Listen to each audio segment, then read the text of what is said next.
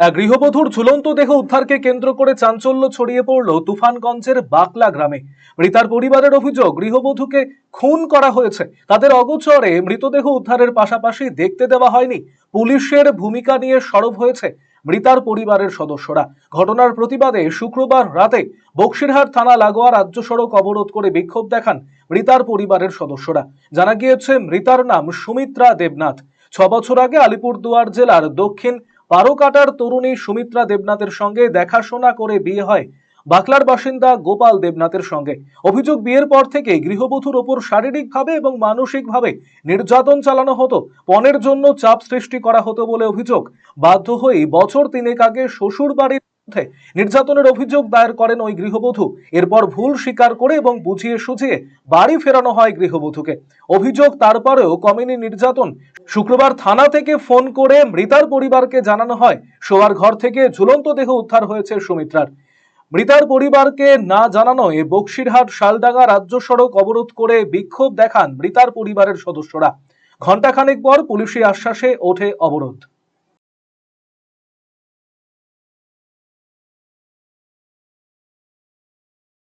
তো আমাদের কাছে যেটা খবর আসে যে বোন সুইসাইড করেছে, তো আমরা সেখানে পৌঁছে যাই। আমার বোন সুইসাইড করেছে, আমাদেরকে বলা হয়েছে, আমরা কিন্তু চোখে দেখি নাই। হ্যাঁ, আমরা বাড়ির লোকেরা আসার আগেই পুলিশ ডেড বডি নিয়ে থানায় চলে আসে। এখনও পর্যন্ত আমাদের কিন্তু ডেড বডি দেখতে দেওয়া হয়নি। যেহেতু তো আমরা চাচ্ছি যারা এই কাজ করলো তারা যেন দোষীরা যেন সঠিকভাবে শাস্তি পায়, সেটা আমরা এটাই চাচ্ছি। আমার বোনও যেন আত্মার শান্তি মেলে, আমরা সেটা চাচ্ছি। অভিযোগ করেছেন? হ্যাঁ, অভিযোগ আমরা নিয়েছিলাম, প্রথমে গিয়েছিলাম, সেটা নেয়নি ওনারা। এই মুহূর্তে এখন রিসিভ করে এই যে রিসিভ কপি নিয়ে আসলো। আপনারা কি রাস্তা অবরোধ করেছেন? হ্যাঁ, আমরা রাস্তা অবরোধ করেছি। কারণ হচ্ছে, যেহেতু পুলিশ এখন তালবাহানা করছে, কেসটা নিচ্ছে না এবং আমাদের বডি দেখতে দিচ্ছে না, এবং আমরা বাড়ির লোক আসার আগেই বডি নিয়ে চলে এসেছে।